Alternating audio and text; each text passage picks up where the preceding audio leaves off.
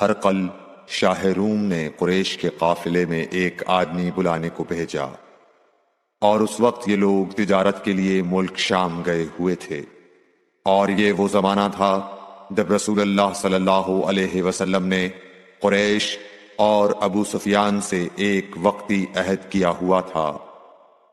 جب ابو سفیان اور دوسرے لوگ ہرقل کے پاس ایلیا پہنچے جہاں ہرقل نے دربار طلب کیا تھا، اس کے گرد روم کے بڑے بڑے لوگ، علماء، وزراء و امراء بیٹھے ہوئے تھے۔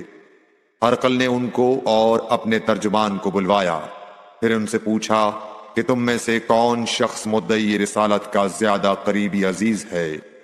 ابو سفیان کہتے ہیں کہ میں بول اٹھا کہ میں اس کا سب سے زیادہ قریبی رشتہ دار ہوں۔ یہ سن کر ہرقل نے حکم دیا کہ اس ابو سفیان کو میرے قریب لا کر بٹھاؤ اور اس کے ساتھیوں کو اس کی پیٹھ کے پیچھے بٹھا دو۔ پھر اپنے ترجمان سے کہا کہ ان لوگوں سے کہہ دو کہ میں ابو سفیان سے اس شخص یعنی محمد صلی اللہ علیہ وسلم کے حالات پوچھتا ہوں، اگر یہ مجھ سے کسی بات میں جھوٹ بول دے تو تم اس کا جھوٹ ظاہر کر دینا۔ ابو سفیان کا قول ہے کہ خدا کی قسم اگر مجھے یہ غیرت نہ آتی کہ یہ لوگ مجھ کو جھٹلائیں گے تو میں آپ صلی اللہ علیہ وسلم کی نسبت ضرور غلط گوئی سے کام لیتا۔ خیر، پہلی بات جو ہرقل نے مجھ سے پوچھی وہ یہ کہ اس شخص کا خاندان تم لوگوں میں کیسا ہے؟ میں نے کہا وہ تو بڑے اونچے عالی نسب والے ہیں۔ کہنے لگا اس سے پہلے بھی کسی نے تم لوگوں میں ایسی بات کہی تھی؟ میں نے کہا نہیں۔ کہنے لگا اچھا اس کے بڑوں میں کوئی بادشاہ ہوا ہے؟ میں نے کہا نہیں۔ پھر اس نے کہا بڑے لوگوں نے اس کی پیروی اختیار کی ہے یا کمزوروں نے؟ میں نے کہا نہیں، کمزوروں نے۔ پھر کہنے لگا اس کے تابعدار روز بڑھتے جاتے ہیں یا کوئی ساتھی پھر بھی جاتا ہے؟ میں نے کہا نہیں۔ کہنے لگا کیا اپنے اس دعوی نبوت سے پہلے کبھی کسی بھی موقع پر اس نے جھوٹ بولا ہے؟ میں نے کہا نہیں، اور اب ہماری اس سے صلح کی ایک مقررہ مدت ٹھہری ہوئی ہے، معلوم نہیں وہ اس میں کیا کرنے والا ہے۔ ابو سفیان کہتے ہیں میں اس بات کے سوا اور کوئی جھوٹ اس گفتگو میں شامل نہ کر سکا۔ ہرقل نے کہا کیا تمہاری اس سے کبھی لڑائی بھی ہوئی ہے؟ ہم نے کہا کہ ہاں۔ بولا پھر تمہاری اور اس کی جنگ کا کیا حال ہوتا ہے؟ میں نے کہا لڑائی ڈول کی طرح ہے، کبھی وہ ہم سے میدان جنگ جیت لیتے ہیں اور کبھی ہم ان سے جیت لیتے ہیں۔ ہرقل نے پوچھا وہ تمہیں کس بات کا حکم دیتا ہے؟ میں نے کہا وہ کہتا ہے کہ صرف ایک اللہ ہی کی عبادت کرو، اس کا کسی کو شریک نہ بناؤ، اور اپنے باپ دادا کی شرک کی باتیں چھوڑ دو، اور ہمیں نماز پڑھنے، سچ بولنے، پرہیزگاری اور صلہ رحمی کا حکم دیتا ہے۔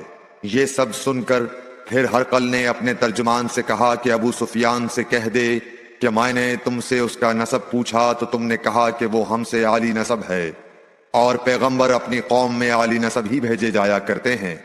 میں نے تم سے پوچھا کہ دعوی نبوت کی یہ بات تمہارے اندر اس سے پہلے کسی اور نے بھی کہی تھی؟ تو تم نے جواب دیا کہ نہیں۔ تب میں نے اپنے دل میں کہا کہ اگر یہ بات اس سے پہلے کسی اور نے کہی ہوتی تو میں سمجھتا کہ اس شخص نے بھی اسی بات کی تقلید کی ہے جو پہلے کہی جا چکی ہے۔ میں نے تم سے پوچھا کہ اس کے بڑوں میں کوئی بادشاہ بھی گزرا ہے؟ تو تم نے کہا کہ نہیں۔ تو میں نے دل میں کہا کہ ان کے بزرگوں میں سے کوئی بادشاہ ہوا ہوگا تو کہہ دوں گا کہ وہ شخص اس بہانے اپنے آباء و اجداد کی بادشاہت اور ان کا ملک دوبارہ حاصل کرنا چاہتا ہے۔ اور میں نے تم سے پوچھا کہ اس بات کے کہنے یعنی پیغمبری کا دعویٰ کرنے سے پہلے تم نے کبھی اس کو دروغ گوئی کا الزام لگایا ہے؟ تم نے کہا کہ نہیں۔ تو میں نے سمجھ لیا کہ جو شخص آدمیوں کے ساتھ دروغ گوئی سے بچے وہ اللہ کے بارے میں کیسے جھوٹی بات کہہ سکتا ہے۔ اور میں نے تم سے پوچھا کہ بڑے لوگ اس کے پیرو ہوتے ہیں یا کمزور آدمی؟ تم نے کہا کمزوروں نے اس کی اتباع کی ہے۔ تو دراصل یہی لوگ پیغمبروں کے متبعین ہوتے ہیں۔ اور میں نے تم سے پوچھا کہ اس کے ساتھی بڑھ رہے ہیں یا کم ہو رہے ہیں؟ تم نے کہا کہ وہ بڑھ رہے ہیں، اور ایمان کی کیفیت یہی ہوتی ہے حتیٰ کہ وہ کامل ہو جاتا ہے۔ اور میں نے تم سے پوچھا کہ آیا کوئی شخص اس کے دین سے ناخوش ہو کر مرتد بھی ہو جاتا ہے؟ تم نے کہا نہیں۔ تو ایمان کی خاصیت بھی یہی ہے، جن کے دلوں میں اس کی مسرت رچ بس جائے وہ اس سے لوٹا نہیں کرتے۔ اور میں نے تم سے پوچھا کہ آیا وہ کبھی عہد شکنی کرتے ہیں؟ تم نے کہا نہیں۔ پیغمبروں کا یہی حال ہوتا ہے، وہ عہد کی خلاف ورزی نہیں کرتے۔ اور میں نے تم سے کہا کہ وہ تم سے کس چیز کے لیے کہتے ہیں؟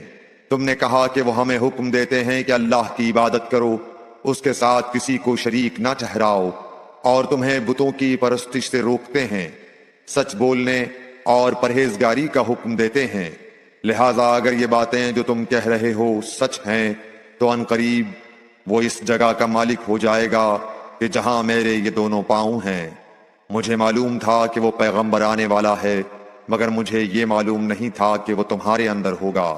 اگر میں جانتا کہ اس تک پہنچ سکوں گا تو اس سے ملنے کے لیے ہر تکلیف گوارا کرتا۔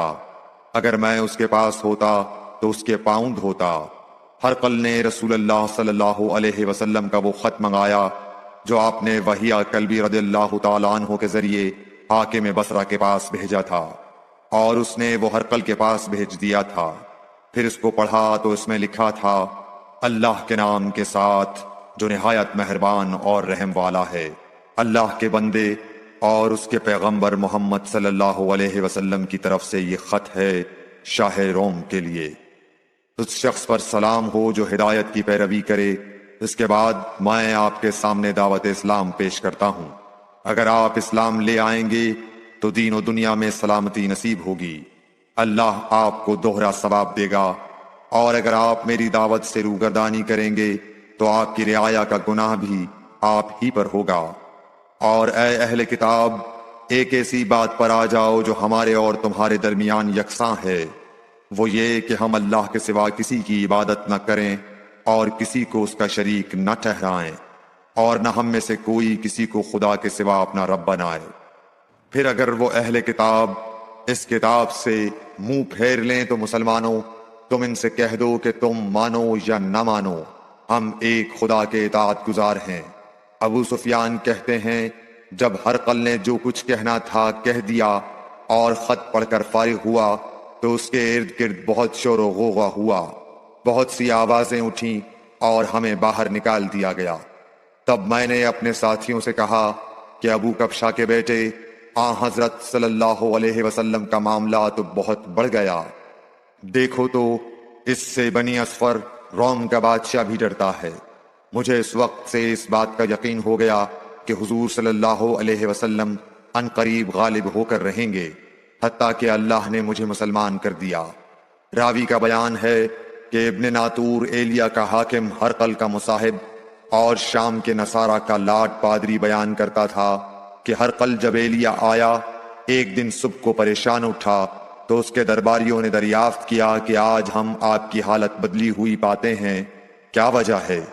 ابن ناطور کا بیان ہے کہ ہرقل نجومی تھا، علم نجوم میں وہ پوری مہارت رکھتا تھا۔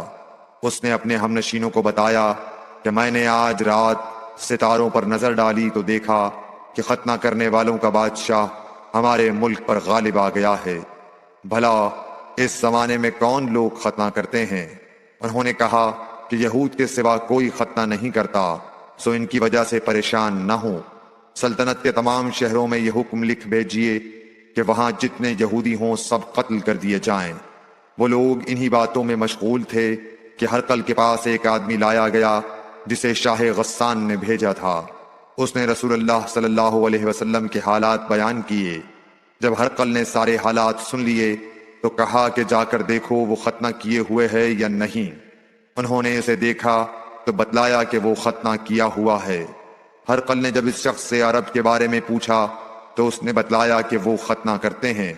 تب ہرقل نے کہا کہ یہی محمد صلی اللہ علیہ وسلم اس امت کے بادشاہ ہیں جو پیدا ہو چکے ہیں۔ پھر اس نے اپنے ایک دوست کو رومیہ خط لکھا، اور وہ بھی علم نجوم میں ہرقل کی طرح ماہر تھا۔ پھر وہاں سے ہرقل حمص چلا گیا۔ ابھی حمص سے نکلا نہیں تھا کہ اس کے دوست کا خط اس کے جواب میں آ گیا۔ اس کی رائے بھی حضور صلی اللہ علیہ وسلم کے ظہور کے بارے میں ہرقل کے موافق تھی کہ محمد صلی اللہ علیہ وسلم واقعی پیغمبر ہیں۔ اس کے بعد ہرقل نے روم کے بڑے آدمیوں کو اپنے حمص کے محل میں طلب کیا اور اس کے حکم سے محل کے دروازے بند کر لیے گئے۔ پھر وہ اپنے خاص محل سے باہر آیا اور کہا، اے روم والو، کیا ہدایت اور کامیابی میں کچھ حصہ تمہارے لیے بھی ہے؟ اگر تم اپنی سلطنت کی بقا چاہتے ہو تو پھر اس نبی صلی اللہ علیہ وسلم کی بیعت کر لو اور مسلمان ہو جاؤ۔ یہ سننا تھا کہ پھر لوگ وحشی گدھوں کی طرح دروازوں کی طرف دوڑے، مگر انہیں بند پایا۔ آخر جب ہرقل نے اس بات سے ان کی یہ نفرت دیکھی اور ان کے ایمان لانے سے مایوس ہو گیا تو کہنے لگا کہ ان لوگوں کو میرے پاس لاؤ۔ جب وہ دوبارہ آئے تو اس نے کہا، میں نے جو بات کہی تھی اس سے تمہاری دینی پختگی کی آزمائش مقصود تھی، سو وہ میں نے دیکھ لی۔